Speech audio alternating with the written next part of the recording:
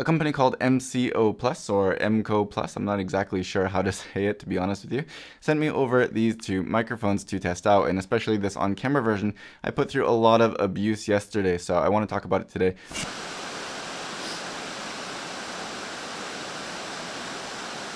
Sorry for the rough video, this was quite an unexpected event today. I'll give you a quick little review of some tests and my overall thoughts on it, so let's get into it.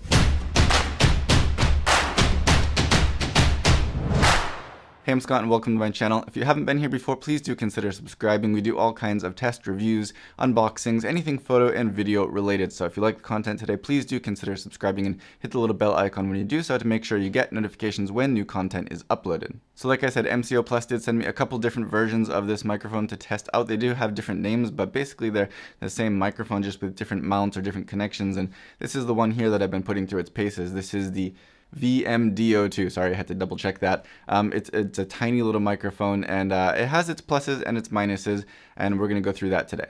So with a tiny little microphone like this, the two big benefits for me are going to be the price and the size. So these microphones from Mcoplus are all plastic, so there's a build quality difference there, but how much does that matter in a microphone this size? I'm not really sure. But I'm hoping that the price will reflect that, of course. I expect it will, and if it does, then, if you want to save a little bit more money, then, you can do that. Or if you want to pick up a few of these, maybe that little bit of savings can help you grab two of them instead of one. There's definitely benefits to having that lower price point. And when you're at this lower price point, it's, how much does that little bit extra really matter to you? Neither of those microphones, either this one from the Mcoplus nor the Rode microphone, have any internal preamp built into them. So the good point is they don't need any batteries. They're always going to be ready to go whether you've charged them or not. Well, you can't charge them, but you don't need to think about charging them. I just plug them in and they're ready to go. But the downside of that is that you're going to have to rely on your in-camera preamp a little bit more. Either way, they're both going to be pretty similar in that aspect, but this microphone in particular does put out a hot enough signal that I didn't have to really boost up the audio in my camera all that much, so I think I should be able to get a fairly clean audio out of it, but we will test that a little bit later in this video.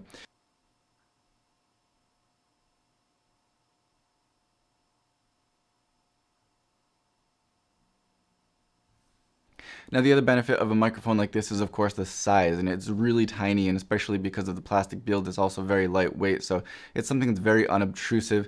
You can pop it on top of your camera, you can take it off, throw it in your pocket, and I did yesterday. Like I said, I put it through quite a lot of abuse. I was shoving it into my pocket, shoving it into my camera bag. We were out in the snow and light rain, which I don't recommend doing, but I taped it up, the connections, as much as I could just to protect it, at least somewhat, but it handled it really well. The shock mount didn't break, it didn't lose its form or anything like that. It does seem like it can stand up to a certain amount of abuse. But that compact form factor allowed me to do all of that. It allowed me to shove it in my pocket. It allowed me to shove it into a little, side section of my bag. It doesn't take up extra space, and it's something that, you can always have it with you. If you don't need it, just take it off and shove it in your pocket, and it's always ready to go. And for me, that's really a huge benefit of having a little tiny microphone like this. You don't need to remember to charge the batteries, and you don't need to really take up a lot of space to bring it with you.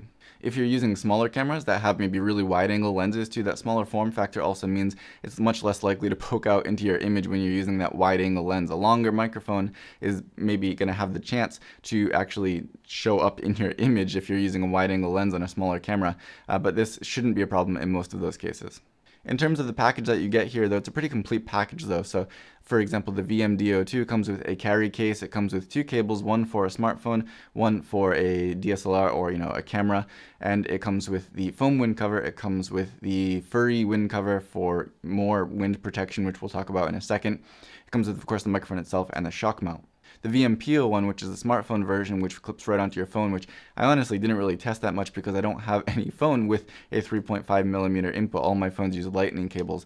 But that is pretty much the same microphone, and it comes with pretty much the same accessories except for obviously the shock mount. Either way, you have a pretty complete package here, and I was happy to see that. One other point I really liked about this microphone that I want to mention here is that the shock mount actually can click into different positions. So you can twist it around, at like 45 degrees to the side or 90 degrees to the side or 180 degrees reversed, and it actually clicks into that position. You don't have to remove it and turn it around. It's really, really convenient, when you're running around and maybe you want somebody in the front of the camera to be talking and then you want to turn the microphone around so you can talk to the camera while you're recording something that's in front of you.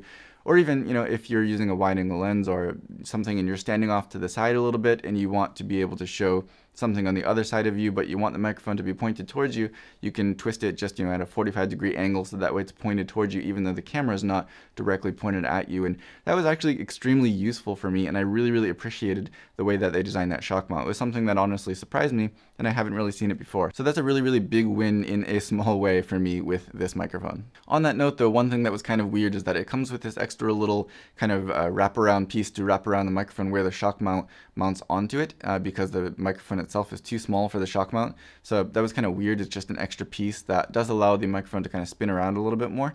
And just, I don't know why they didn't make the microphone the correct size for the shock mount in the first place. Doesn't seem to be any big problem. I didn't really notice any major handling noise issues because of that extra loose piece in between, but I thought it was worth mentioning that it was kind of a weird way to design that, I thought. There may be something I'm missing here, something really stupidly simple that I'm missing, and if I am, then I apologize. So besides the form factor and the price, the other important thing, of course, is the sound quality. How good does it sound? And things like how well does the furry wind protection actually provide wind protection? How well does it reject off-axis noise and things like that? So we're going to put it through a couple of tests. Like I said, I have been using it for a couple of days, but it was on some, just random trips with my friends, so it wasn't anything that we really cared too much about the audio, so we didn't pay too much attention to it. This is right near the place where we just had lunch, and we're just coming down to see the water here. This is Nyoto Blue, but don't fall, don't fall, don't fall. This is gonna be a challenging walk here. I mean, it was absolutely gorgeous. It probably doesn't translate on screen as much as I wish it would, but it is absolutely gorgeous here. Look at that. Look at that. So we didn't have time because we're going to be locked up here if we don't go back before they continue the construction. So we didn't have time to go down to Sui Shobuchi, but I think we found a pretty awesome place already. So yeah. We're here in Muroto, which is the most eastern part of Kochi in Shikoku, and we're going to go check out this temple, but we're going to put it through some more careful testing right now. Alright, so for a quick kind of controlled wind test, I'm just going to take the furry wind protection off of there, and I'm going to use this foam core board and just blow wind at the microphone, and then I'll put the just foam cover on there, do it once again, and then I'll put the furry cover on there and do it once again, so you can hear incrementally how much, hopefully, each of those help against wind noise.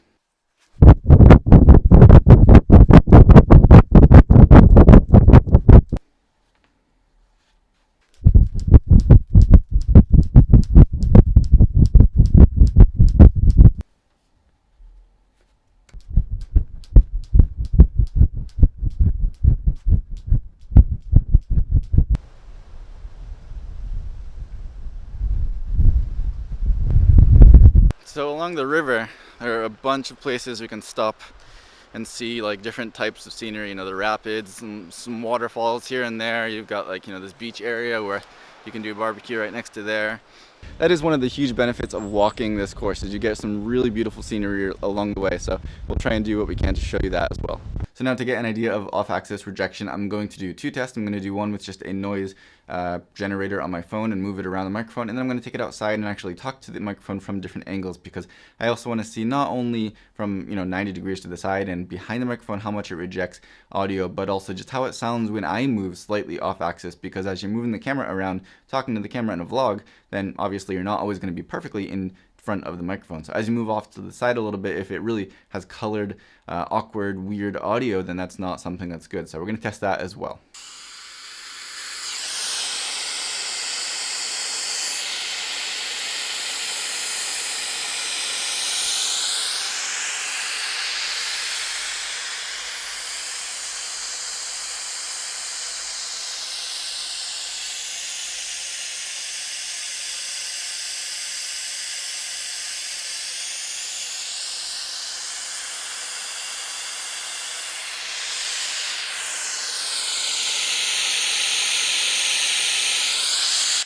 Alright, excuse the brightness behind me, but this is, I'm not holding the camera, but this is about, an arm's length away from me, so if you're vlogging with this microphone, this is about how it would sound, and there is a bit of wind right now, and I don't have the furry wind protection on there. I want wanted to test how my voice sounds without it and then how it sounds with it, just to see if there's any difference, if it cuts out too much of that high frequency. I don't think it will because this is fairly thin, but we'll check that anyway, and also just to see in real life with a little bit of real wind how much it is actually affected by that wind. So let's go ahead and throw this on there, and then we'll move on to the off-axis rejection test.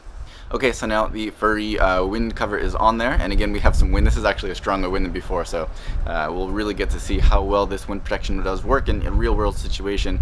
Yesterday when I was using it, it was really quite windy, so it didn't completely cut that wind noise out. I noticed when looking back at the footage, but there was a pretty strong wind. So this is more of a breeze with an occasional stronger breeze like right now. So if it does the job well enough in this situation, I think then that's pretty effective. But I also, like I said, want to see if it really affects the audio quality, the tone of my voice, compared to without that on there. So now I'm going to just walk off to the side a little bit, and as I walk off axis from the microphone off to the side of the screen, if I was talking like this and I wanted to introduce something that's over here, I'm now probably on close to a 45-degree angle from the microphone. And of course with this one, like I said, that shock mount, you can twist it 45 degrees to be straight at you even when the camera is not, which is great.